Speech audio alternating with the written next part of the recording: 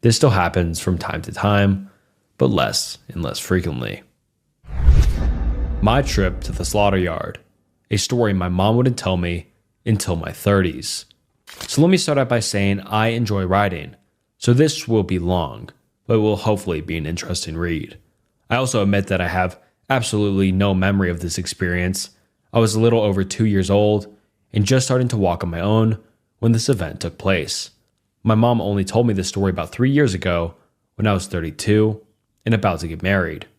My mother was raised in a very tiny, fundamentalist Christian community and had no belief in the paranormal. She believed that our souls sleep until Judgment Day or something like this.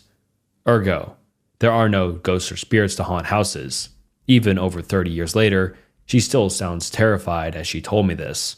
This woman, who always talks way too loudly, was literally whispering by the end of it, and she was white as a sheet. I believed her completely, and still do. My mom never talks about stuff like this. I'm just glad I can't remember it too. In 1988, my parents had their second child. This was my brother Victor. We were very crowded in our rented flat with 2 babies. My parents decided to move to a rambling, old 2-story farmhouse on a 7-acre plot in southern Ohio for more room for the family. It was way out in the sticks and took almost an hour to get to town from there. My mom said, the first time I saw the house, I freaked out. I was crying and saying things like, "Don't like mean house, ugly house, don't like, scary house mama, don't like." My mom says this behavior was very out of character for me, but I stopped complaining about the house after a few weeks. So she talked it up to the stress of the move. Now this house was ramshackle AF and in the middle of nowhere. The kitchen was to the far rear of the house and, until recently, before we moved in, still had a working ancient wood-burning cooking stove against the back wall. This had caught the back wall on fire a couple months before we moved in and caused a lot of damage. A lot of this damage wasn't fixed, so my young, broke parents got a very cheap rent agreement, gotta love the 80s, on the second floor. Directly above the kitchen was a locked room. The landlord claimed it had heavy fire damage, but her son, who had done the repairs, claimed the only fire damage left was in the kitchen, since it had been the worst and was beyond his skill level to fix.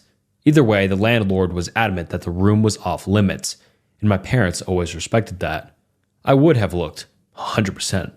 I know all this because I heard stories about the crappy farmhouse with the creepy door my whole life, and there are pictures of us in and around the farmhouse. The locked door was right next to the upstairs landing, so there was no avoiding it, and both my parents have told me it gave them the creeps. A few months after we moved in, my mother and I were in the yard with our pit/Doberman mix, Boss. She was hanging laundry and I was rolling around with the dog. She said that just as she noticed that everything was way too silent, Boss started going apeshit from surprisingly far away. About 500 yards from the house on the left, there was a small duck pond. Boss was in between the two, running towards my mom, then turning and running back towards the pond, barking frantically the whole time. My mom saw something thrashing around in the middle of the pond. She took off towards the water full speed. Boss beat her there and drugged me out of the water himself. Thank you, pupper. Although my mom was confused how I got so far, so fast, and how I got into the center of the pond since it was over my head and I couldn't swim. She figured she underestimated me and brought in the baby gates and playpens. I was to be contained from now on. A few weeks later, she was cooking downstairs. Boss was outside, Victor asleep in his crib, and I was in my playpen in the room upstairs. I also had a gate on my door and one at the top of the stairs. The stairs ran up from the side of the kitchen, so my mom said she could listen for us crying or fussing while she's cooking. My mom said no longer than 15 minutes after the last time she looked in on us kids, Boss starts going crazy again in the yard. She runs up to check on us. Victor's still sleeping. Every baby gate is still shut and locked, but I am not in the room. A frenzied search reveals I'm not in the house at all. A sudden image of Boss saving me from drowning causes my mom to rush outside to see what he's been trying to tell her this whole time. She said he was running in circles in the yard, barking uncontrollably. When she got outside, he took off towards the right, away from the pond. He would run ahead, turn around, and bark at my mother, wait for her to catch up a little before racing off again. He ended up leading her almost a mile and a half out onto the dirt roads that separated our property from the neighbors. He led her to a thick stand of trees on our neighbor's side of the rocky drive.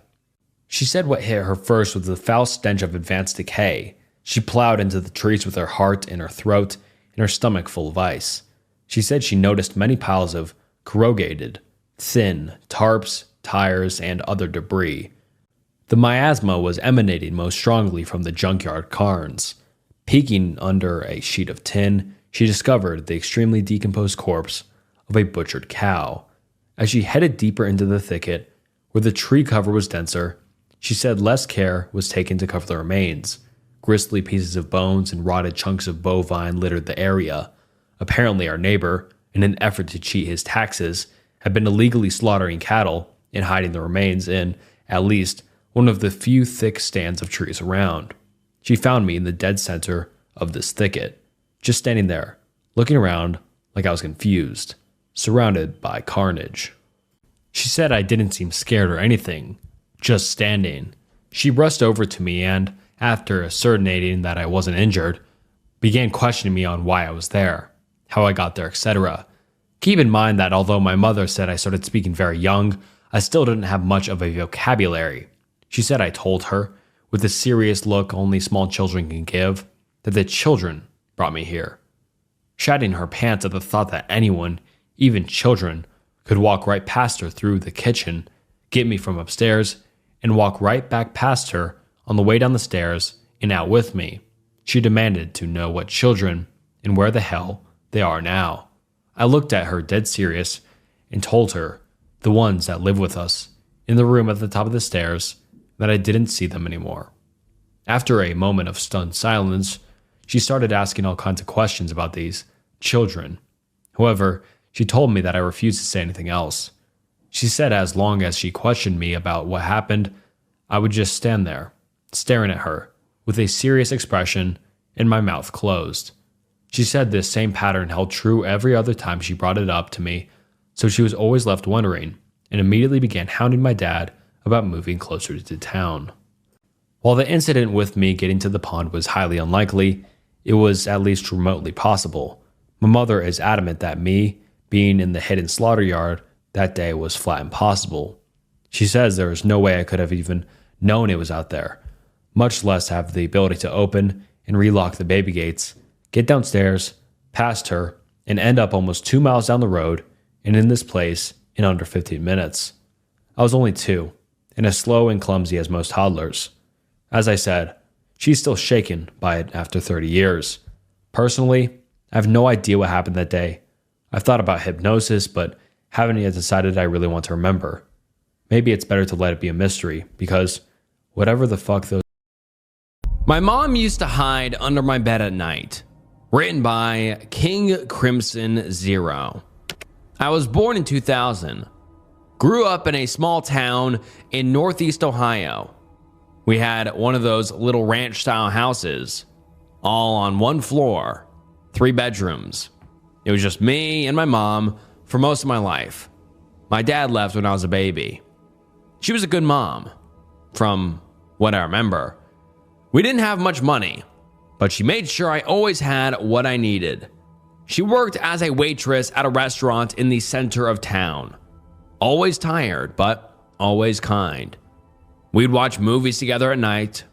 She'd tuck me in, kiss my forehead, and tell me she loved me. I felt safe. Except at bedtime. I must have been around 6 or 7 the first time I noticed it. One night after she tucked me in, I heard the floor creak after she turned off the light. Not out in the hall, right by my bed. I remember freezing, listening. Then I heard the sound of her breathing, slow, heavy, right underneath me. I leaned over the edge and whispered, "Mom?" She didn't answer, just this soft little giggle. Not mean, not playful, just weird. I called for her louder. After a few seconds, she crawled out from under a bed like it was the most normal thing in the world, smiled at me and said, "Go to sleep, sweetheart. Mommy's here." Then she left the room. The next night, same thing. I heard her crawl under right after lights out, the soft thud of her knees and hands against the floorboards, the shift of the mattress as she settled in, then the breathing. I was too little to really question it. I thought maybe it was just a game she liked to play. But the older I got, the more I realized it wasn't a game. It became a routine. She'd tuck me in like normal, turn off the lights, and then she'd get under the bed. Every single night. And then she started doing little things. She would tap on the wood under my mattress in these odd rhythms. 3 taps, then 2, then 4. Sometimes it almost sounded like a song. Other times like random patterns. If I moved or sat up, she'd stop until I sat back down. A couple of times I caught her peeking out from the foot of the bed. I'd feel her eyes on me and look down. And there she was. Her face just visible in the dark. One eye glinting in the faint light from the hall. No expression. Just watching. I stopped sleeping well. I'd lie stiff under the covers, too afraid to move or call for her. If I tried to leave the bed, she'd grab my ankle. Not hard, just enough to stop me. Then she'd giggle again. That same soft, weird giggle. I never told anyone. How do you explain something like that when you're a kid? I figured no one would believe me. It wasn't every night that something scary happened. Some nights she'd just lie there quietly. I'd hear her whispering to herself sometimes. Words I couldn't make out. Soft and steady. Like she was talking to someone I couldn't hear. This went on for years. During the day, she was totally normal. Made my lunch, helped with homework, joked with me, hugged me. I remember trying to work up the courage to ask her about it once when I was around 10. I said something dumb like, "Mom, why do you sleep under my bed?" She just blinked at me and smiled. "Oh, buddy, I don't do that. You must be having silly dreams." But that night, she was there again, and the tapping was louder. By the time I was 9 or 10, I stopped looking under the bed. I started sleeping on the couch when I could get away from it. Eventually, when I turned 11, she told me I was old enough to have a lock on my door. She never came back into my room. I don't know why she did that. I don't know what changed. She passed away when I was 23. Cancer. In her last week, she was confused a lot of the time, drifting in and out, but one night, when I was sitting by her bed, she grabbed my wrist and said very clearly, "I kept you safe, you know. You were never alone at night." I still don't understand what she meant. Feel very uneasy in the house, alone, day or night. Anon removes carpet in the attic. Live in an extremely old house, 3 stories including the attic. No one ever goes into the attic. Hasn't been opened in about 10 years. I sleep in a room that is under the end of the attic. Every night I would hear thumps coming from upstairs, like someone was walking around or stomping. They were muffled, but I could hear them. Never think much of it, figure it's a heater kicking on or something until a few years pass. We took all the carpet out of the attic, so it was just bare wood floors. While it was open, I decided to go up and check out what's over my room. There was a noticeable indentation over the portion of the carpet that is above my room. It's in the shape of 2 half circles that come to points and about the size of my hand. After they ripped the carpet up to reveal the flooring that's over my room, we found a ritual circle. Pentagram with about 80 symbols surrounding it, all carved into the wood with dried blood and candle wax on each one. Now I'm really freaked out. All those years I've been hearing an actual thing stomp. After a few nights, the thumps came back. This time, instead of a muffled thump, it was obvious something hard was banging on the wood floor. Sounds like hooves clopping on a patio. After they removed the ritual circle, they stopped for good. Still wonder what would have happened if I actually went upstairs during the stomps. The 72-hour sleep ban. I've always associated my birthday with that depressing time of year where a cozy autumn turns into an early winter decay, where colorful leaves die, leaving a withered brown shell behind. Still, people are expected to celebrate their birthdays. It's strange if one doesn't. I don't. My fiance recently asked me why I never celebrate my birthday, and it's a hard one to explain. When you've been through something traumatic, everything sort of brings you back to that moment, one way or another. And while I'd love to tell her about it, I don't think I can without sounding like a maniac. I thought I'd start by telling my story anonymously and sort of go from there. It was the year I turned 13.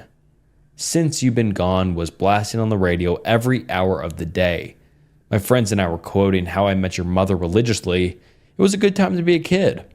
Since my birthday was in the middle of the school week, my big birthday plans were postponed until the upcoming weekend. Still, I couldn't complain. Birthday cake on a Tuesday didn't sound all that bad. I got home, had a small celebration with my parents, and opened a few presents. 2 new games for my PlayStation 2. Score. I finished up my homework and browsed the net for a few hours ahead of my scheduled bedtime when there was a knock at the door. We rarely had visitors, so to have somebody knocking at our door at 10 p.m. was unusual, to say the least. My parents had already opened the door by the time I was halfway down the stairs. There was a man in a fancy jacket with a clipboard standing outside, along with 2 armed guards. I sort of fell into the middle of the conversation. So we need you to sign the consent form, and we'll get started, the clipboard man said. Any questions? This can't be legal, my mom said. On what kind of authority are you? Ma'am, this is an emergency. We've been authorized to bring anyone and everyone if need be, but I promise you, it'll be a less pleasant experience than what you could achieve here in the comfort of your own home. As the discussion continued, the armed men pushed into the house. They sort of had a checklist they were going through, asking questions as they poked and prodded. Someone mentioned a satellite phone, which we didn't have. I hurried back upstairs. From my window, I could see them putting wheel locks on our car. They were testing some sort of electrical equipment too, and as they did, I could see the internet connection on my computer disappear. My cell phone lost all bars, and while I didn't check, I suspected they'd done something to our landline as well. They were isolating us, putting us under some sort of lockdown. I still don't have the slightest idea of who these people were.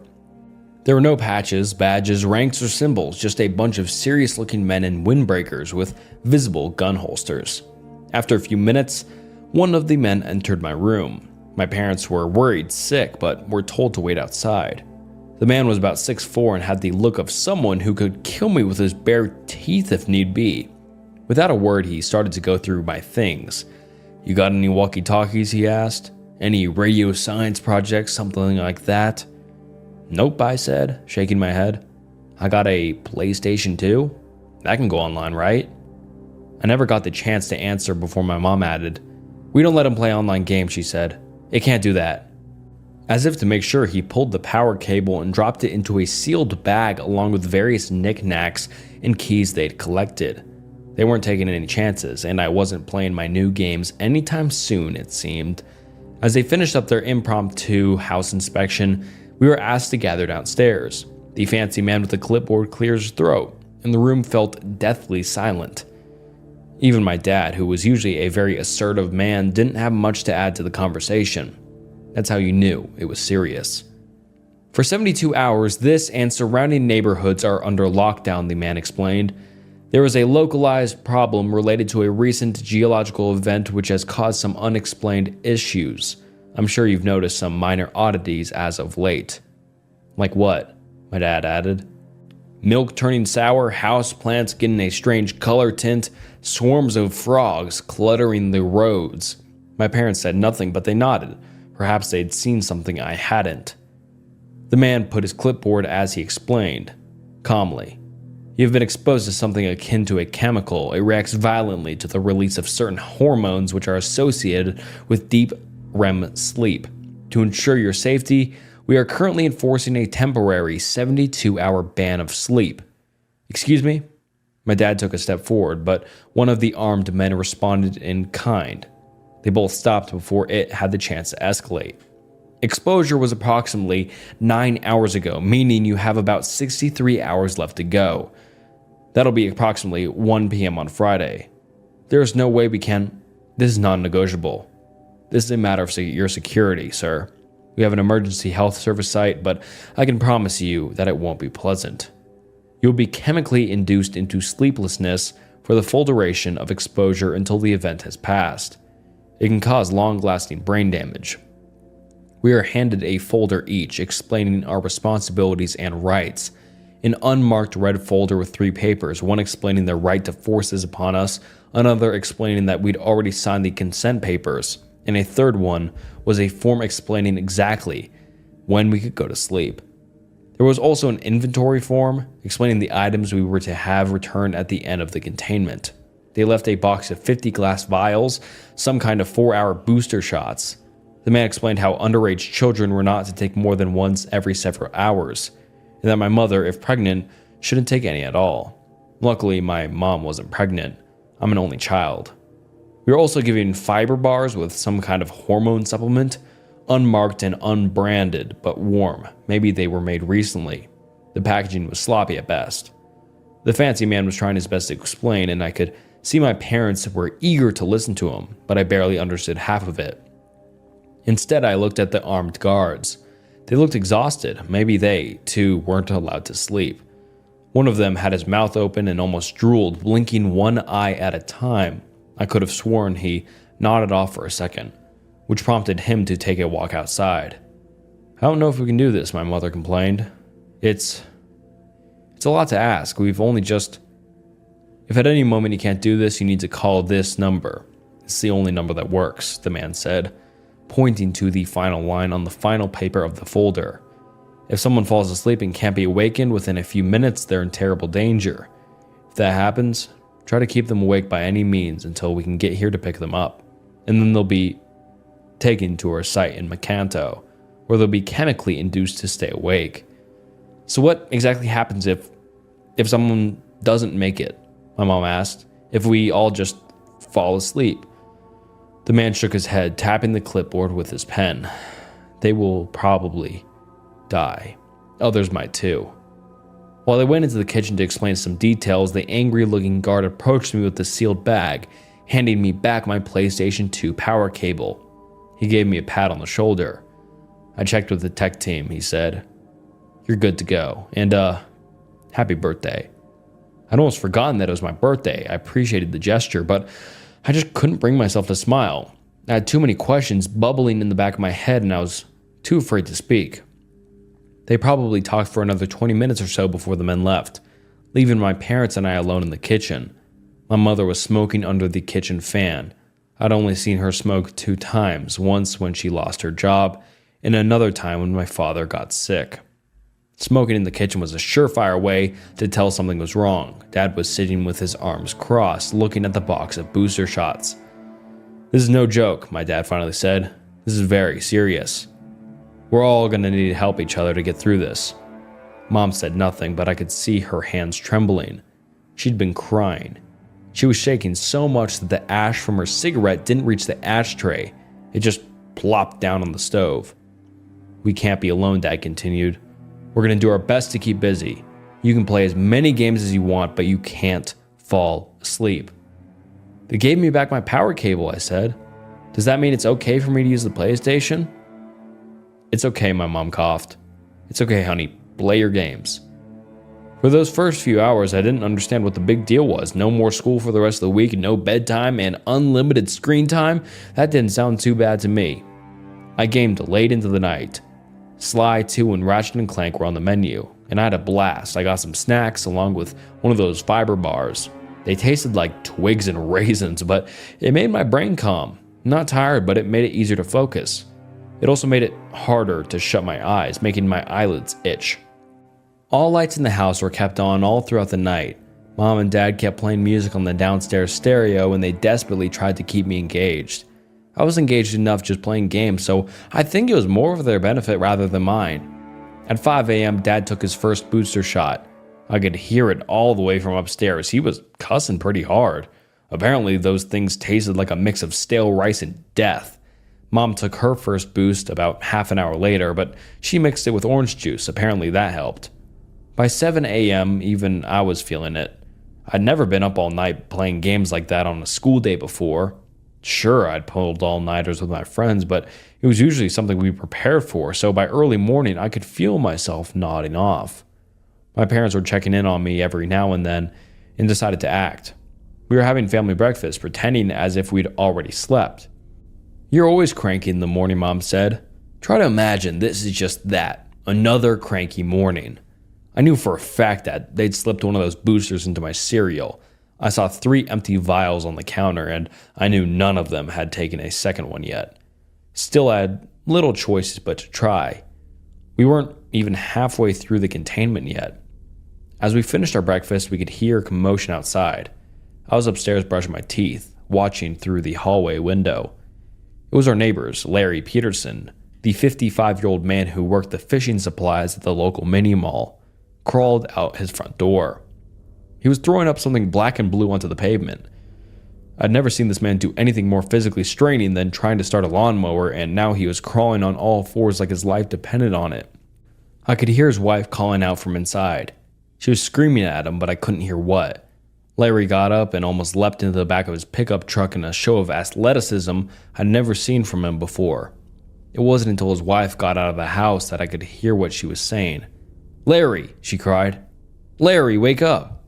I saw Larry Peterson grab a wrench, get out of the truck, and grab his wife by the hair. Suddenly, a hand covered my eyes.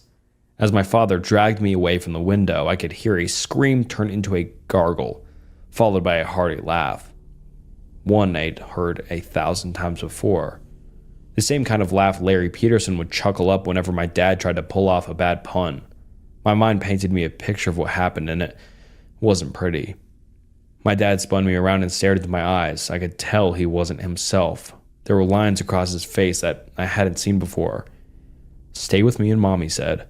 "Don't look outside. People are getting sick."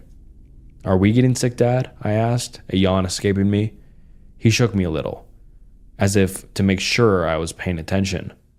"We'll be fine," he said. "It's just a matter of time, but I don't want you to see people getting hurt. Larry isn't feeling well." There was a knock on the front door. Dad took point as Mom hid in the bedroom. I remember standing on the top of the stairs, looking over the railing to the floor below. There was a violent, angry pounding on the door. Larry Peterson's soft chuckle coming from the other side. He didn't say anything. He just pounded on the door with his wrench, laughing as he tried to get in. He went around the house, rattling our windows. He didn't get far before we could hear a car roll up. There was a popping sound, but not like a gunshot. I think they tased him. By the time I could hear Larry Peterson get dragged off, my mom had come upstairs with a smile taped to her face, asking me to show her how far I'd gotten in my new fancy video games. She was clearly trying to keep me distracted, but I didn't mind. At that point, I wanted desperately to be distracted. I could imagine Larry Peterson on the other side of the front door, his white t-shirt stained with a strange black and blue goo he'd thrown up, wielding that wrench with a manic grip.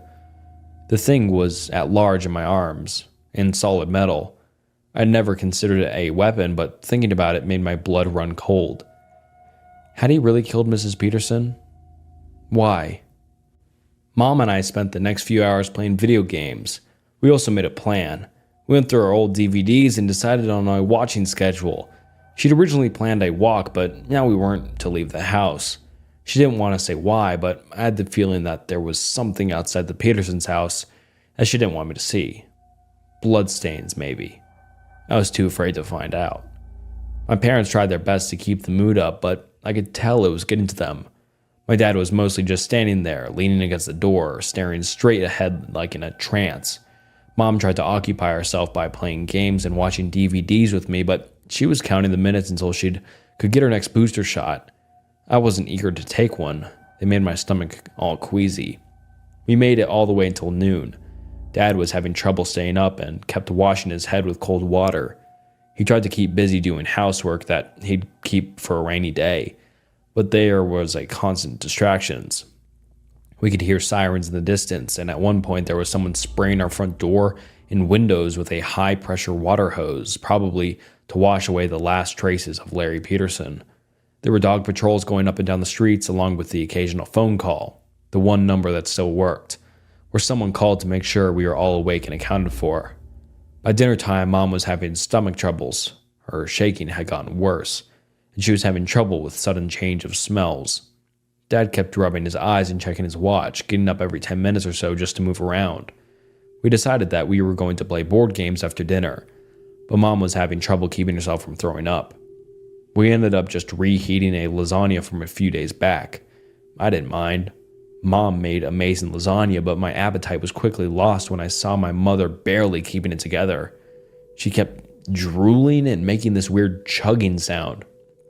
She was blinking slower and slower. Dad tried to get her to eat one of those fiber bars, but she just ran out of the kitchen, locking herself in the bathroom. It was touch and go for a while. I could feel my heart racing as Dad tried to convince her to unlock the door, but she just couldn't do it. After a while, she stopped responding. Dad had to break the handle with a hammer, but it was too late. She was already sleeping. I could hear it through the front door. As the door burst open, Mom had only been asleep for a couple seconds, a minute at most, but she was sitting on the toilet, her head leaning back, and something was coming out of her mouth, black and blue fingertips, poking out over the edge of her lips. Her throat undulated. The moment Dad grabbed her, she tipped her head forward, coughing. Dad washed her face in the sink while yelling at me to wait in the other room. For a few minutes, I was just sitting there, ready to run or hide. It must have been too late, I figured. She could have already been affected, like Larry Peterson. I could hear them arguing in the other room, and as their voices went from angry to desperate to sad, I didn't know what to do. When they finally returned, they sat me down to explain that we were going to be fine, that we were almost halfway through, and that we were in the home stretch. They were so kind, warm, and careful in the way they explained it. But my mind was 1,000 miles away. I had trouble focusing, and all I could think about was that strange noise I kept hearing in the background. Something outside. Dad was halfway through explaining how we weren't going to lock our bathroom doors anymore when something in me screamed at me to react.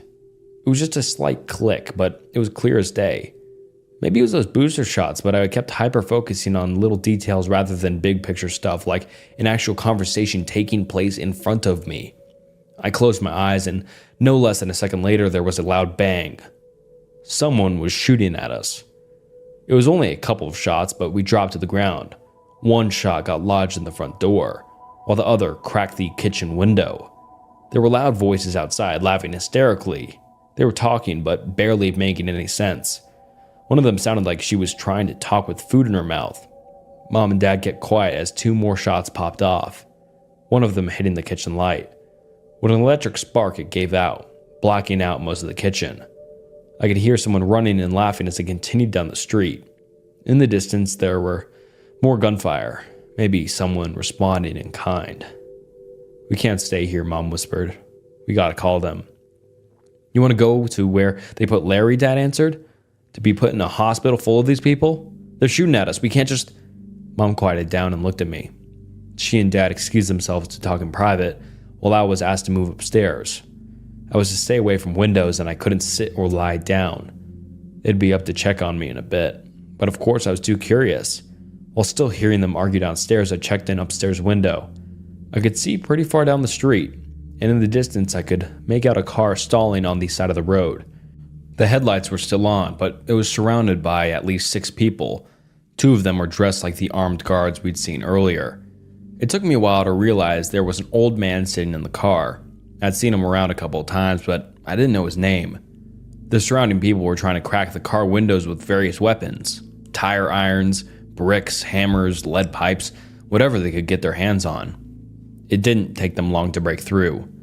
They reached in to pull the man out, who was far too off for me to hear the screams, but I could vaguely see what they were doing. They held him down and covered his face with their hands, his eyes, his mouth, his ears, leaving only his nose to breathe through. Then they just sat there. It took me a moment to realize what they were doing. They were forcing him to sleep. After a few minutes, they let go of him.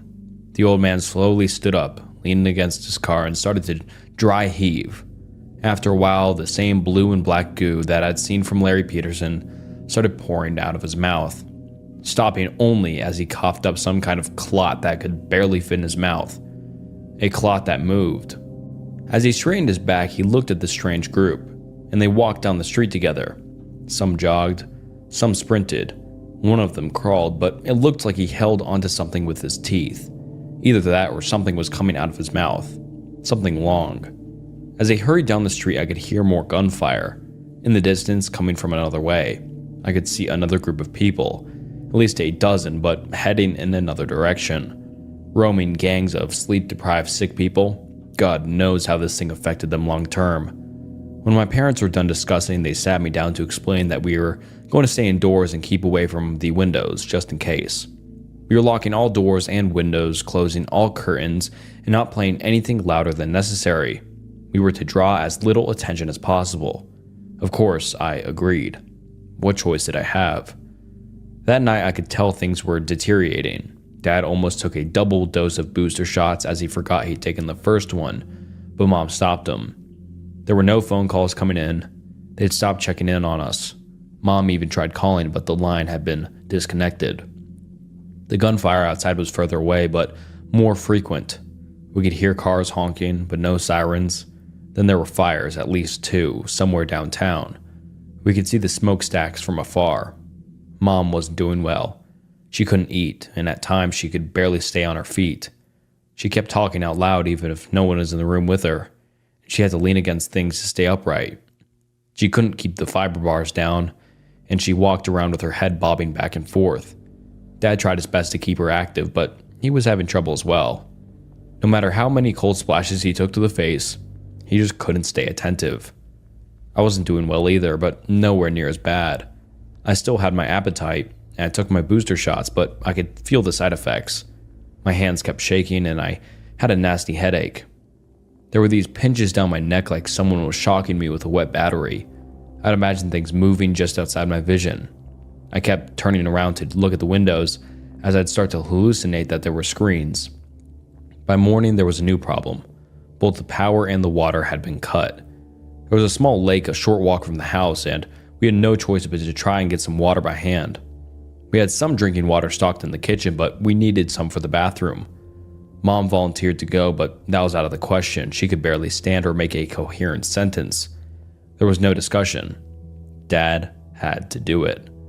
We watched him from one of the upstairs windows. The sun had just risen, bathing the withering landscape in long, sharp shadows and a sickly bright glow.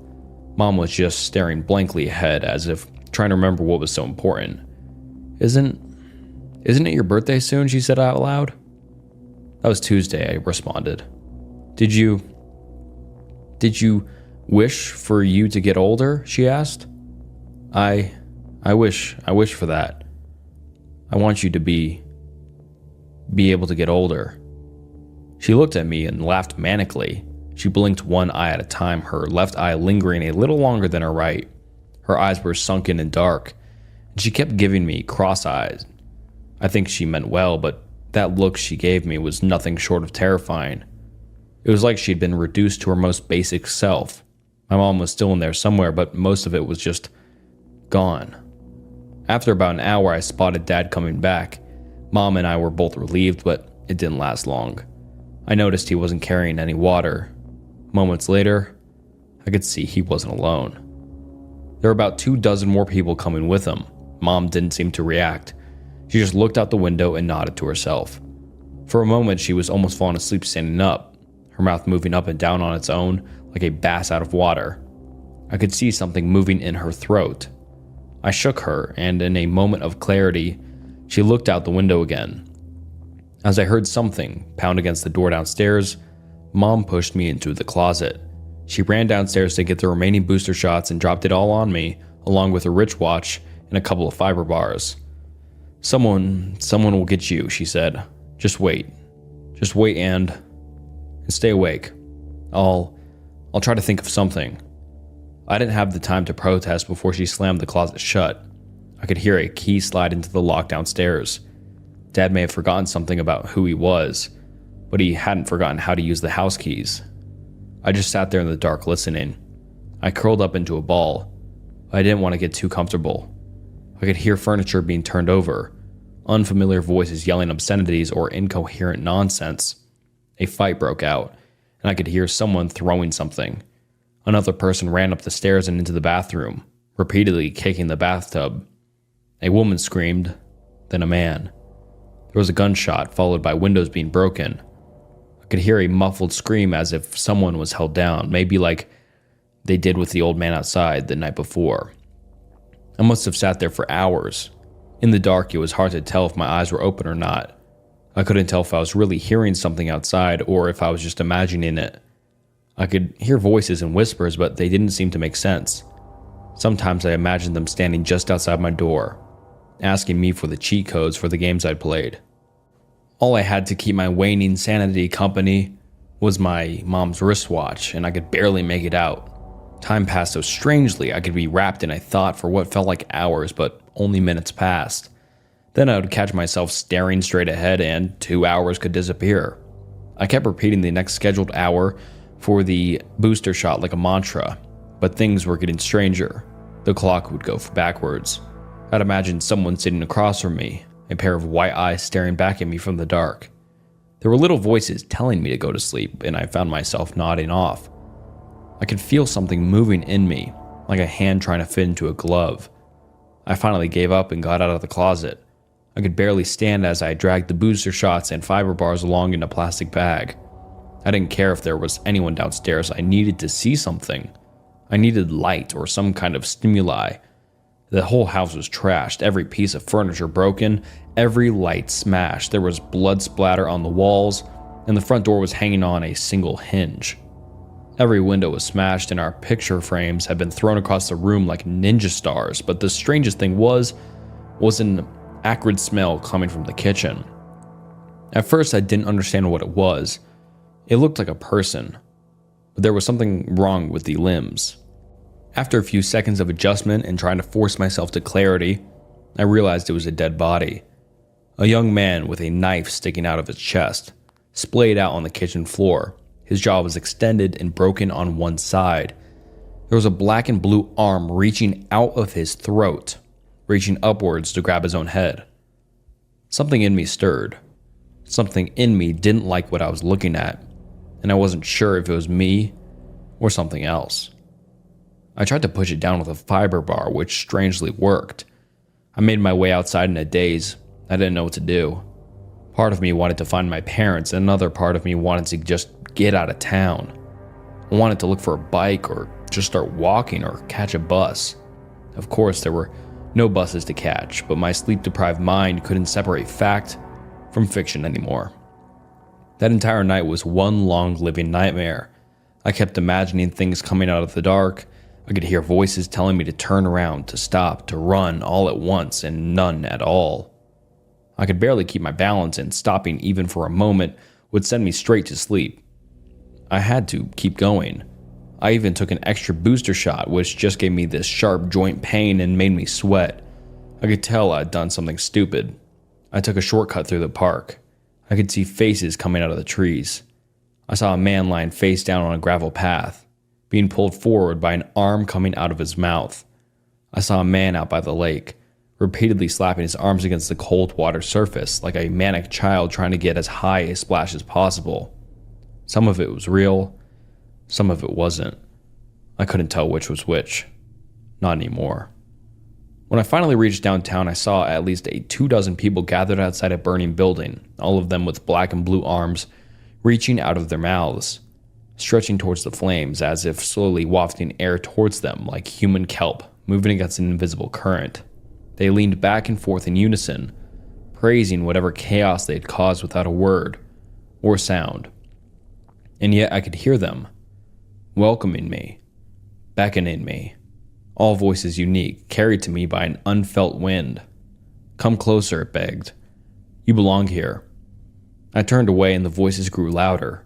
desperate, screeching, demanding my attention, my devotion, some of them coming from outside, some of them coming from the rumble of my stomach. It's already here, I laughed. It'll never go away. It'll never sleep. It'll never stop. Hands reached for me, a face in every window, voices reaching from beneath the concrete, gunfire, broken windows, glass cracking under my rubber boots as I shuffled past burnt-out cars. It was dark, then bright, then dark again. And at some point I succumbed. I felt concrete against my cheek, but I couldn't bring myself to get up. My legs wouldn't move. My eyes wouldn't open. Yes, the voices laughed. Come to us, come burn with us. And then, darkness. I don't know how long I was out. Hours, maybe half a day. I woke up to see a man running towards me, asking me if I was okay. A car had pulled over, bathing me in warm light. By the side of the road, a colony of frogs looked at me. In the distance, my eyes landed on a discolored sunflower. It turned blue. Strange how you don't notice the most obvious changes until they stare at you in the face. Turns out, exposure had happened at least 6 hours earlier than the man with the clipboard had predicted, and I had been awake long enough for most of the effect to pass through my system. I was found unconscious by the slide of the highway, about 9 miles from my house. While I did have an uncomfortable, dreamless sleep, the effects it had on me were nowhere near as bad as what happened to most of the neighborhood. I'm sure you've heard of it. Riots, they called it. Just another mess up in a low-income area. I don't even think it reached national news. Some of the people who succumbed to it early had permanent brain damage. Larry Peterson was never the same, but it was hard to tell if it was because of the emotional trauma or the sleep thing. Either way, he had to have a nurse come look after him for a few weeks for the rest of his life. Mom and Dad weren't completely unharmed either. Mom developed some kind of narcolepsy after that night, spontaneously nodding off at the most inopportune times. Dad lost his sense of taste and smell. To this day, they're having a hard time explaining what exactly they experienced. To them, it was just like going to sleep and having the most horrible nightmare, only to wake up in a hospital bed. Sometimes I wonder if I did fall asleep. Some of the things I saw were so strange that there was no way to tell me if they were real or not. I vividly remember that scene of hands waving back and forth outside that burning building downtown. It had to be real. That building did burn. As you might imagine, I have a hard time looking back at this. Thinking too much about it gives me this icy feeling in the pit of my stomach. Like a small part of me believes that this was all just a big nightmare. That I'm just still like clocks tick away from waking up in that closet with someone standing just outside, waiting for me. Or maybe it's something inside of me, still waiting to grab the reins. Maybe it's just a night away. My daughter had been prying at the... Am I overreacting? I think my neighbors have been unalive in their home for 2 weeks, and I did not censor it as unalive. That's how the OP censored themselves, so I'm not being disrespectful. That's how the OP had it, but let's get into the post. I'll just start from the beginning. Going on 3 weeks ago, my husband and I heard what we suspected was a gunshot at around 9 p.m. on a Friday. We were concerned, but nothing came of it really. For the last 2 weeks, I have gradually paid more attention to the fact our neighbors have not seemed present, aside from their cars in the driveway. First thing was the obvious overgrown grass. We have an HOA, so this is really not something that just happens from time to time. Next, we noticed their cars have stayed parked in the driveway in the same backed-in, staggered position. My husband and I come and go frequently, so we should have definitely seen them leave, arrive, or even change the positioning of their cars, similar to the past. Also, their assumed kitchen window is across from our bedroom window, and I've noticed the light of that room is always on. Morning, midday, night, it's always on. Lastly, they did not take out their trash this week. I know this doesn't have to be done every single trash day, but I definitely noted that they hadn't taken it to the street or even filled their outside can. I contacted our local police department and they came out. All accessible windows and doors were locked and unable to see inside. The officer noted he could hear what was obviously a TV, but no one answered and there was no obvious signs of people present. The officer told me to keep an eye out for any changes as well as no changes at all. And that was it. I've tried to find the neighbor on social media to see if maybe they are on holiday, but I have absolutely no luck even finding any kind of profile. So, could I be overreacting? Edit. First, thank you all for your feedback, tips, and additional things to look out for. To clarify a few things. Dead. Yes. I think my neighbors are dead. Fuck.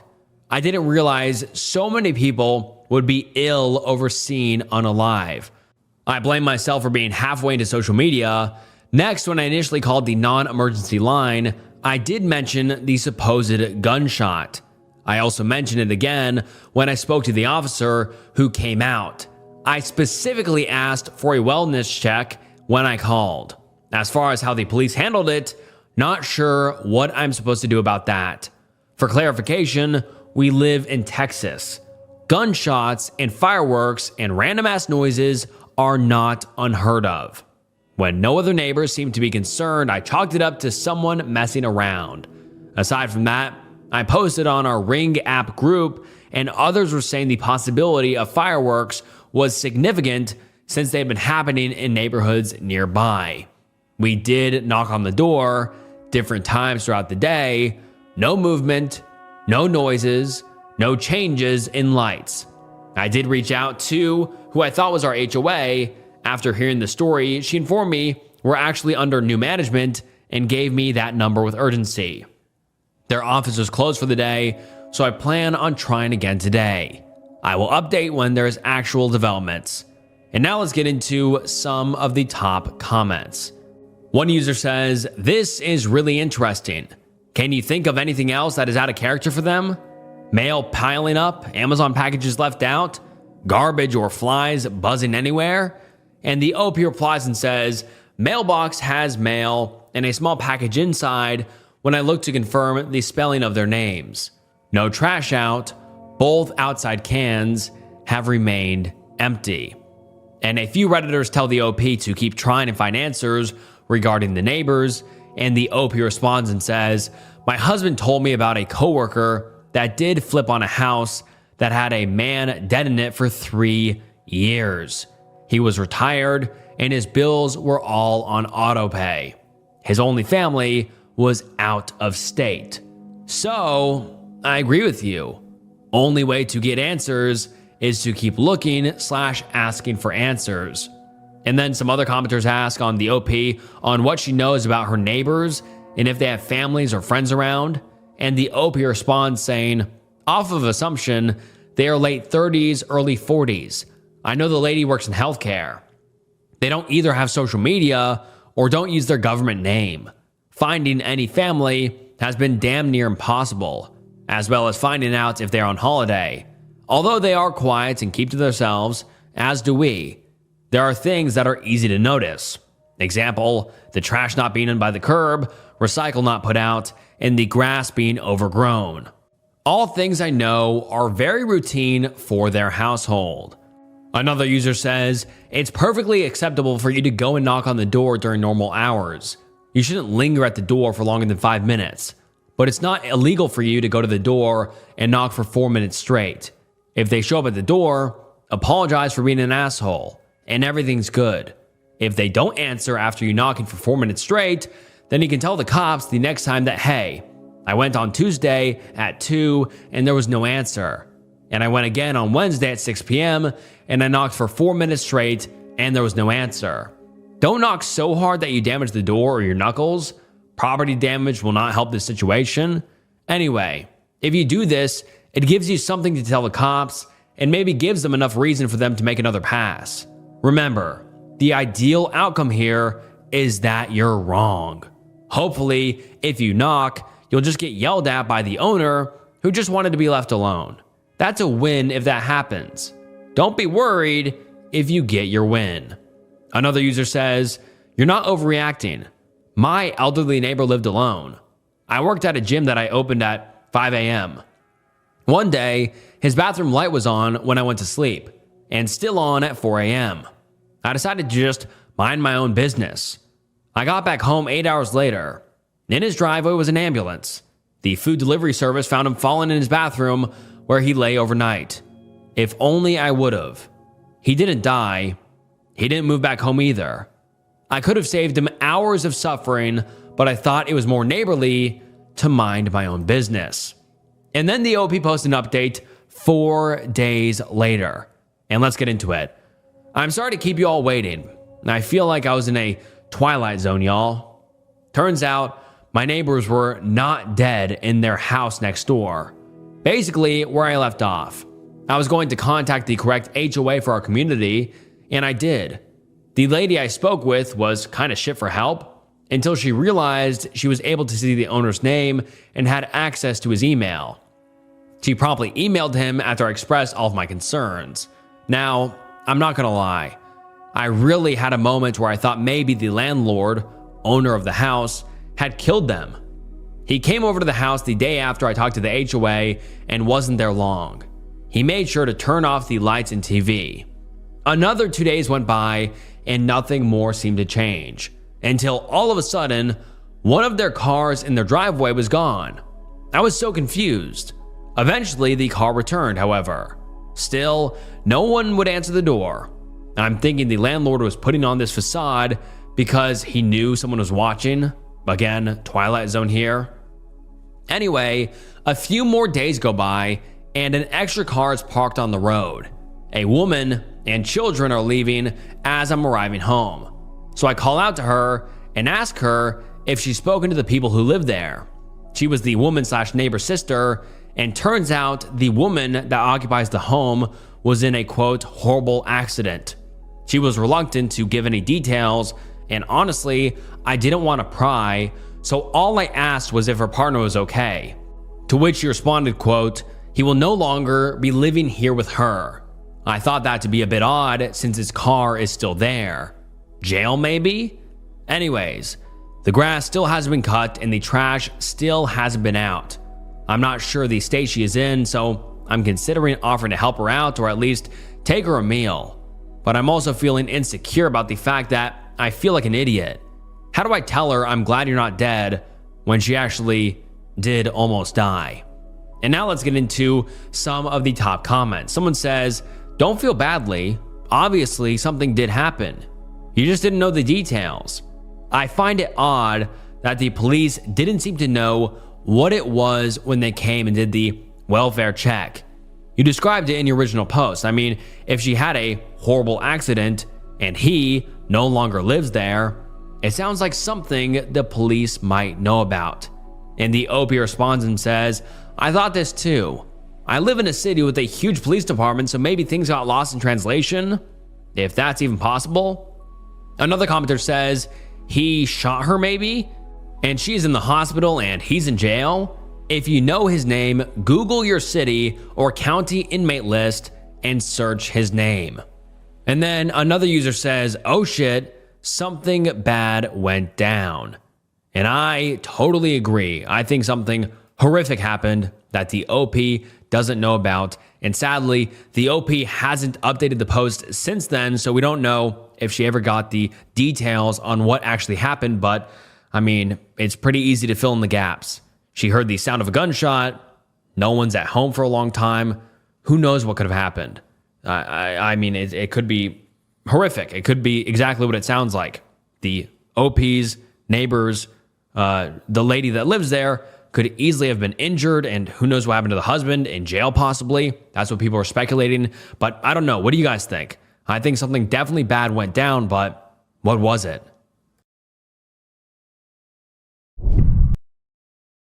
Am I the asshole for supposedly labeling my sister's boyfriend a perv? Hey everyone, I kind of feel conflicted about this, and I really need advice on this because so far it seems like I overreacted. 37 female, have a daughter, Leah, fake name. Leah wanted to go sleep over at her aunt's house, who is my younger sister. Her cousin, who's slightly older, who is my brother's child, was going to be there, so I guess cousin bonding time. My sister is considered the fun aunt, so I agreed, and Friday morning we dropped Leah off. The same day at around 11 p.m., Leah calls and tells me she wants to come home. I asked her why, and she explained that my sister's boyfriend was there and she just feels a little uncomfortable. I asked and made sure everything is okay and that nothing provoked her to ask me to pick her up, then convinced her to at least sleep for the night, then we will pick her up in the morning. She calls again after what I think is 45 minutes and says she wants to come home and she will only sleep at home. I got ready and drove 30 minutes to get her, and when I got there, I found my sister was pissed. To cut the long story short, she thinks that I think her boyfriend is a creep and a perv, and that I do not trust him around my daughter. She thinks I'm being too overprotective, and Leah would have adjusted if I left it alone. She said kids do this with new people, and I made it a big deal. Since then, things have been sour. My sister says to fix things, I should apologize to her man because he feels like I do not trust him. I asked my husband, Jason, 40 male, for his input, and he says he understands where my sister and her boyfriend are coming from. He said, as a man, even he would feel some type of way if a child called her mom twice to come get her because he is present in the house. He advised me to apologize to them and try to get Leah used to the boyfriend being around. All I did was peacefully get Leah. No accusations were made towards my sister's man, and I have never said I do not like him or think of him as a perv. I don't understand why all of this became an issue. My husband thinks Leah should just try to adjust because her cousin was okay at the sleepover and didn't complain. I feel conflicted.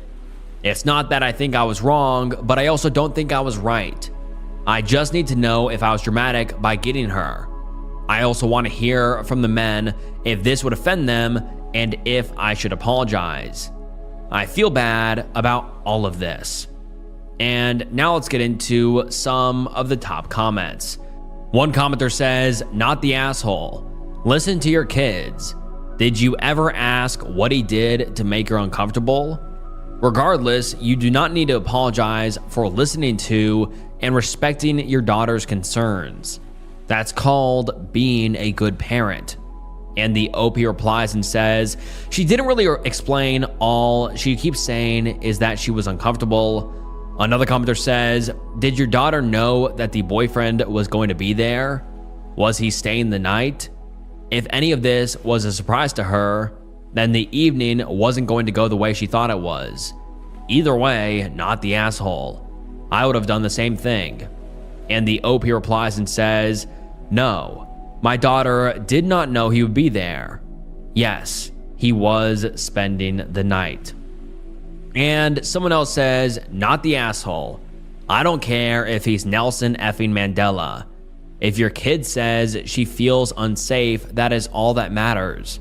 And she should not be taught that she should get used to being uncomfortable and just deal with it. Your husband sucks. If I, as a kid, told my parents a grown man was making me uncomfortable, my father would at the very least tell that man he wasn't allowed near me. Your husband choosing the concept of false accusations of men to ignore someone who's making your daughter that upset, it's disgusting. And the OP replied and said, I am a bit disappointed. I won't lie.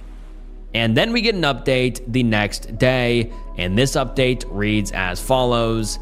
Hello everyone. I want to thank you for the post I made last night and all the responses I got. I also do understand why some were angry I didn't pick Lee up the first time, and also about leaving the other kid there. With that being said, I have an update.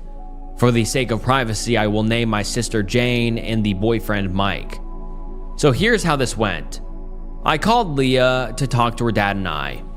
She refused to talk at all and said that she just uncomfortable and missed us, and my husband asked her if she would be looking to apologize to Auntie Jane, and she refused. I wanted to be sure she is 100% okay, so I asked my husband to excuse this. I told her I will not shame or be angry at her for whatever she tells me, and asked specifically for what made her uncomfortable. She said Mike played a tickle game with Amanda, and she kept saying no. And she also told me that he talked about how they were developing well. He also did the same tickling game with Leah, and when she told Jane she doesn't like being tickled, Jane said it's just having fun. That's when she called the first time. The reason for what made her call the second time, she said Mike insisted on the girls showering before bedtime and gave Leah a lingering bedtime hug. She told me all about when they were eating, that he would call her his favorite smart little girl, or he was sitting too close. She didn't want to sleep there, even with the door being locked. To say I feel guilty for not picking her up the first time is an understatement. After this talk, I called my brother and we talked. Amanda says she slept okay, but she could hear feet moving at night. Other than those uncomfortable instances, nothing else happened afterwards. My husband knows now about all of this, and he doesn't understand why Leah would wait this long to tell us if something was really wrong, considering how close we are. The sleepover was last week, Friday, so a week. He thinks she feels pressured into giving a reason for her discomfort. I don't care what he has to say, to be honest. I believe my baby. I did apologize to Amanda for not taking her with, and she has no hard feelings. She knew her dad wouldn't have come. Leah feels like her feelings are dramatic, and I'm trying to make her understand that she is valid. My brother, surprisingly, just seems unbothered about all of this. With that being said, the only sleepovers that will take place will be in our home. I thank you all for the advice. I don't know when I will talk to Jane, or if I even want anything to do with her. And now let's get into some of the top comments. Someone says, your husband needs to read these comments and take very seriously his daughter's very legitimate concerns. He needs to understand that his reaction and dismissiveness is exactly why she didn't tell you right away. His defensiveness about this. His first reaction was how he'd feel if this happened to him, not how his child is actually feeling. That's awful. He's prioritizing his feelings as a grown male adult over a young girl's feelings who is very vulnerable. Girls are their most vulnerable to abuse when at sleepovers. Your daughter did the brave thing, asking to come home twice. She was being preyed on by your sister's boyfriend. He was manipulating those girls with that behavior. And your husband's dismissiveness is proving to your daughter that her father won't protect her. You need to hammer that point home to him and explain to him what girls and women go through all the time. It's disgusting how he's behaving, and I feel so bad for your daughter. And the OP replies and says, you're right. I will try to make him understand. Another commenter says, not the asshole. And your husband and the other girl's father should both be ashamed of themselves for minimizing their daughter's discomfort. They're leaving them wide open for predators. I'd give serious consideration to taking my kids and leaving this situation immediately. And there would be no unsupervised visitations if I can't trust you to protect my kid. Not with dad, aunt, or uncle. Protect your baby, OP. And the OP replies and says, I will protect her with all I have. If my dad was alive, he would have talked to my husband since my late mom was abused. Another commenter says, your husband and brother are dismissive because they don't believe Leah. Your husband saying, well, we're close. Why didn't you say something before? This means you're lying. Is only him trying to teach your daughter that she shouldn't have bodily autonomy. If she doesn't want to be tickled or hugged or touched, she is right to say so, and all others need to respect that. Your husband is trying to teach his own daughter to be sweet, and it's infuriating. And the OP responds and says, he sees her behavior as a child being a child. It is infuriating and quite frankly disappointing. I don't want Leah to feel like her dad doesn't care about her because it'll affect her. I am looking into therapy for her. And another commenter says, where is Amanda's mother in this? I think it'd be wise to tell Amanda that if she is ever sent there again and she doesn't want to be there, she can call you and you will come and get her. Also, having the chat with your brother and telling him that if you ever find that Amanda has been subjected to the guy again, then you won't hesitate to contact the police. On the note of the police, it might be worth looking into this guy to see if he has anything in the system against him. Tell your sister that your daughter will no longer be attending her place due to the obvious safety concerns. When she tells you that your daughter and Amanda are wrong, advise her that she should be thankful you have not contacted the police yet. And the OP replies and says, Amanda's mom left after my brother cheated when Amanda was younger, but they have made progress in healthy co-parenting. I do not know if my brother told Amanda's mom. I would tell her if I could find a way to contact her. My sister blocked me. And then we get an update the next day, and let's get into it. Hi everyone. Thank you for all the support on the previous 2 posts.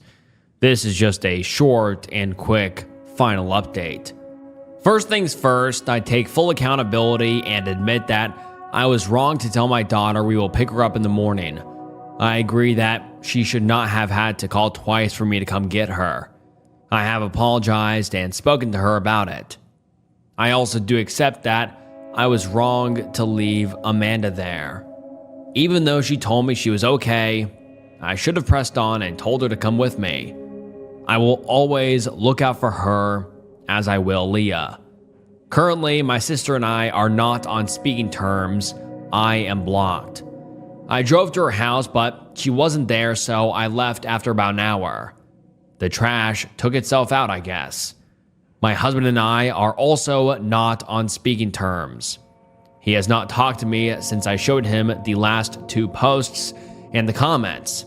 Leah thinks her dad thinks she was wrong, and I had to assure her countless times that she was doing the right thing. He thinks we made drama up over the matter that could have been solved over lunch. He still thinks Mike was just being friendly. I want to file a report, but I do know if the reasons are credible enough to, but I'm looking into it. I do want to look into separation. I cannot stay with someone who go and dismisses our daughter's emotions. She has been feeling so guilty and apologized to him multiple times. So I have to do what is best for her. Amanda's mom told me he will talk to my brother. I do not know how that went. I will ask her later. I do not understand how a phone call and me picking my daughter up caused such a ruckus. My husband does not like Reddit advice, and to be frank, he was quite offended I posted. I just don't get what this man's problem is. I really don't get it. The way he dismisses Leah because he feels like nothing major happened, so it's an overreaction. Either way, it's just disappointing. Anyways, I appreciate all the advice and correction from you all. And now let's get into some of the top comments. Someone says, I appreciate you thinking of separation. Your daughter did the right thing, and I'm suspicious why your husband isn't furious at a grown man being that way with your own child.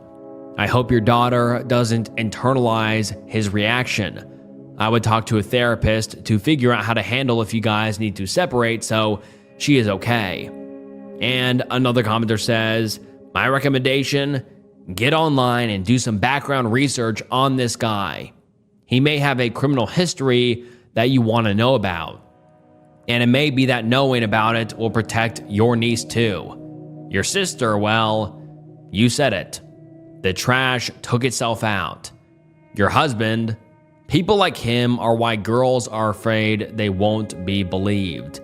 And finally, another person says, I'm glad your daughter has you in her corner. You wouldn't believe how often stuff like this just gets swept under the rug. It's crazy how little children are believed. As someone who works with kids, I know firsthand that while children will not always tell the truth, it's a hell of a lot easier to believe them first and foremost than to brush them off. They will always remember how you reacted to the situation and who is a safe and trusted adult. Wishing you and your daughter the best, OP. And that is the last update we have ever received from the OP.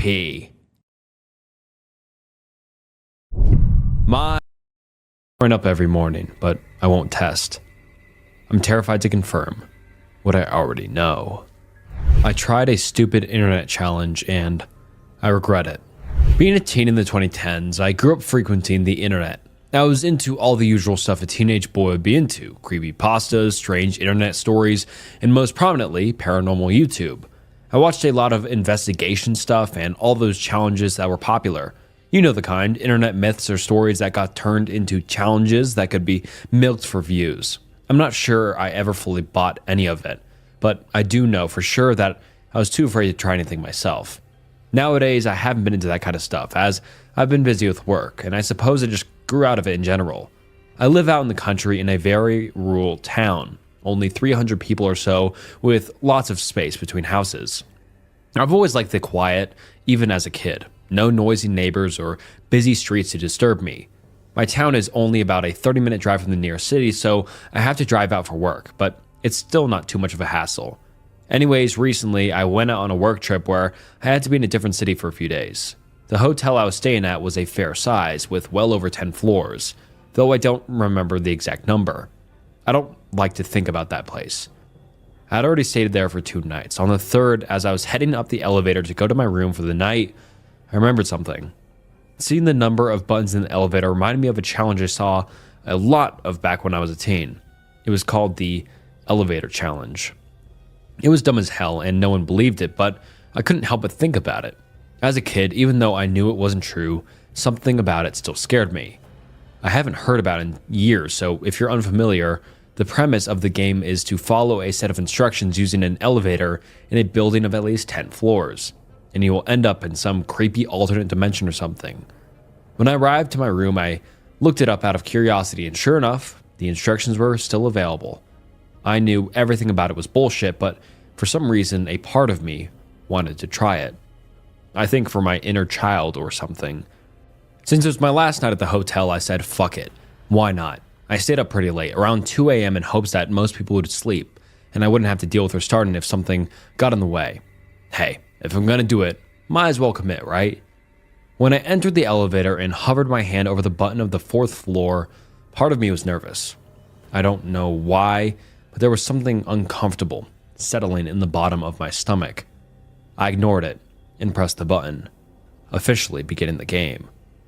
The elevator rose to the 4th floor and the doors opened. No one entered and I breathed a sigh of relief. I continued to follow the instructions carefully. 2nd floor, then 6th, then 2nd again.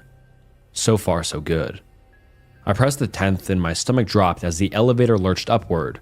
The feeling happened every time, but something about this time felt worse. Next, it was time to press the button for the 5th floor. Supposedly, a woman is supposed to enter, and if you speak to her or even look at her, something bad will happen. I pressed the button and the elevator moved downward, seemingly slower than before, though it was probably my nerves. When it went still and the doors opened, no one was there. I think I felt both relief and disappointment. I was glad to not have encountered her, but it would have been interesting if I did. I waited for the doors to close, but Right before they did, I heard the thumps of light footsteps rapidly approaching the elevator. A woman practically ran into the elevator, and it was clear she was trying to get in before the doors closed. I think at that point, I had totally forgotten the rules. I didn't say anything to her, but I did look at her. She wore a light floral dress and sandals, which stuck out to me because it was mid-autumn. Her hair was long, dark, and wispy, loose over her shoulders. I gained some sense and looked away quickly, making sure to avoid her face. I didn't get a glimpse of it, and hoped that the few seconds I did look wouldn't ruin things. I quickly pressed the final button for the first floor. Supposedly, if the elevator goes down to the first, you failed. But if it goes to the 10th, that means you entered the other dimension. Unfortunately, the elevator lowered, taking me to the first floor. Though I expected it, it was a bit disappointing. I left the elevator without looking back as instructed, and headed for the stairs to call it a night. Something was weighing on me, though, as I walked. I wasn't sure when it was okay to look behind me, but as I approached the doors to the stairs, I felt like if I didn't look back right then and there, I'd die. It sounds crazy, but I swear that's what it felt like. I glanced behind me, and to my confusion, the elevator doors remained open, despite usually being closed and already moving again by now. The woman remained inside the elevator looking at me. She wasn't standing creepily, though.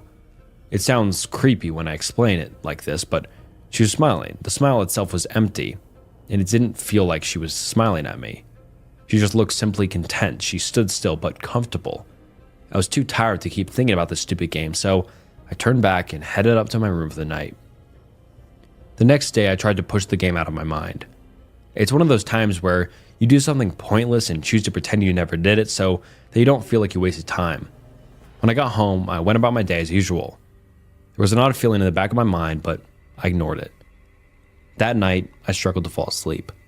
I had this odd sense of dread, but I couldn't pinpoint why. The next week went the same way. Normal days aside from an odd feeling, followed by a struggle to fall asleep because of a heavy feeling of dread. One night, a week after I got home, was when everything went to shit. I got into bed at my usual time, around 10 p.m., and fell asleep in a normal amount of time. No dread, no weird feeling. This time, though, I woke up and it was still dark. I looked at the clock on my nightstand to find that it was around 2 a.m. Then I heard it. The quiet sound of breathing. It wasn't my own. My stomach dropped and I started to panic. All I could think was, who the fuck is in my room right now? I don't know how, but I managed to calm myself down. I grew up in a very spiritual household. I was told growing up that if there's a ghost or demon in the house, to ignore it. That's what I chalked it up to. I don't know how in the world I managed to come to that conclusion. Maybe it was the past week of sleep deprivation, or maybe I was just plain stupid. Either way, I went back to sleep. When I woke up in the morning, the breathing wasn't there. In fact, I had completely forgotten about it. That was until nighttime again. I was in bed trying to fall asleep when I heard it again. The soft, shallow breaths. That was when I realized it was coming from underneath me. I gathered the courage to look over the edge of my bed, and I saw what confirmed my fears. Peeking out from under my bed were the ends of long, dark, wispy hair. I didn't dare look further. I slowly got out of bed, grabbed my phone, and walked out of the room. When I looked back to close the door, I saw her. No, she saw me. Two wide eyes were staring deep into my soul. She didn't move from her place under my bed, and she wasn't smiling anymore. Her light floral dress that once fit her perfectly was now dark and sagging. I ran out of my house frantically, grabbing my keys on the way out and slamming the door behind me. No way in hell was I going to spend another second with that thing. I got into my car and drove. I drove and drove, not even thinking of a destination. I just needed to get away. I probably should have called the police, but that was the last thing on my mind. I've been staying at my parents' house for the past few days. I can't go back there. My parents got me to call the police, who searched the house but found nobody. There was no sign of forced entry, and nothing to suggest there was a woman there. Not even a hair. The first few days I was staying here, everything felt okay for once. But these past few nights, the feeling came back. That unexplainable fear I felt every night. I'm terrified that I'll hear her again. I'm so scared. I think this means she found me again. I don't know what to do. I don't even know if she's a part of this sick and twisted game, or if I just happened to accidentally cross paths with some crazy bitch. I don't believe this was a coincidence. I shouldn't have looked at her. The instructions said that if I looked at her, I wouldn't be able to return to the real world. Maybe she wants to take me to her bullshit dimension. I don't even know. I'll cling to anything at this point. I'm thinking of going back to the hotel. Maybe if I do the ritual properly again and leave for good, she'll leave. And I appreciate the kind words, and without further ado, let's get into your story. It all started in 2016 when I was 11 years old. My mom was pregnant, and we lived in a 2-bed house. Me and my brother already shared a room, so we moved. We lived in a small neighborhood outside of the city and then moved right into the countryside, the only house for miles. When we first moved, I was ecstatic. 17 acres, garden, and a massive forest on our land. My bedroom window overlooking the forest. Remember that. Me and my brother would play outside for hours on end until one day, in the summer, it was late, but not dark. We wanted to venture over the grass bank into the connecting area. There were trees scattered everywhere, so it made it hard to see exactly what was over there, but my brother, being 15 at the time, convinced me it'd be fun and he'd keep me safe, so we wandered over. I remember finding a bag. It was left open on a dead log with some of the contents left on the floor.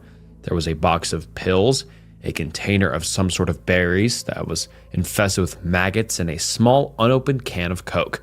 I vividly recall my brother telling me a scary story of how there's probably someone living down here, but I was used to him teasing me, and although it did slightly scare me, I thought nothing more of it and tried to forget it. My brother always took me out of the house when our parents argued. I don't think he knew that I knew, but I did, and I didn't want to go back, so we continued. We were out there for nearly 10 minutes before, and I remember this like the back of my hand. I began feeling as though someone's eyes were piercing into my soul. I was so scared and told my brother. He told me it'd be fine to carry on, but the feeling intensified. I got goosebumps all over my body and felt a shiver up my spine. My brother's head shot over my shoulders and grabbed my hand. He said, "Fine, come on, let's go," and dragged me back. When we got to the bank, I began trying to climb up before he ran behind me and almost threw me over the small wire fence before lunging himself over it. I had never seen him act like that. I glanced back and saw a dark, shadowy figure, which I will never be able to get out of my mind. It was stood slightly behind a tree looking in our direction. I couldn't tell exactly whether or not it was watching us. Despite it still being fairly light outside, it had no features, at least none I could make out. I think by that point, I'd realized I was looking at it because it slowly slipped behind the tree, out of sight. Since that evening, I constantly saw this figure from my window. Would wake up to scratching and banging on my window, despite it being on the 3rd floor, and other unexplainable things happening. Although I, nor my brother, as far as I know, never. And that's my story. Tell me what you think. Ask questions, etc. Anon hears the sink running. Hey y'all, let's share your personal encounters with paranormal. I know this is the internet and X, but as much as possible, please post your first-hand stories. Was in 4th grade. Moved to new house 1 year ago. Heard mom doing dishes almost every night. One night, I couldn't sleep. Heard the dishes again, so I decided to go out to the kitchen and talk to mom. Approach kitchen. Lights are off, but I hear the sink running. Enter. Nobody is in there, and the sink turns off in front of me. Book it back to my room and hide under the covers. Never tell anyone about this for years. In high school, we moved to a new house. For some reason, I finally tell my mom the story and ask her if she ever heard the sink. She says she heard it all the time but never talked to me and my sister about it because she didn't want to scare us. Mom thinks it was the previous tenant's ghost, old lady who passed away in the house. Another family-related ghost story. Apparently, I told my mom that Grandpa was talking too much and I wanted her to tell him to let me go to sleep, and Grandpa had passed away earlier that morning. Happened when I was very small and I don't have. Today, I effed up by asking my girlfriend why she was feeling sad. This actually happened yesterday and I still can't stop laughing. So 5 months ago, I met a girl through mutual friends. First, she added me on social media, we talked for a bit and then exchanged numbers. About a week later, we went on a date. It went well. Then we started dating. We would meet up once or twice a week and do things together. We were doing things normal things that couples would do. Sometimes she would come over to my place and stay for a day or two. So around 2 weeks ago, she said she wasn't feeling okay and she needed some time alone. I said sure and did not really say anything. Yesterday, she messaged me and we talked for a bit, and she said she was now feeling better. I asked her why she wasn't feeling okay. She said it was because she broke up with her boyfriend. Turns out she had a boyfriend, even though she was started dating me. When I asked why she never told me, she said it was because I never asked and she was actually considering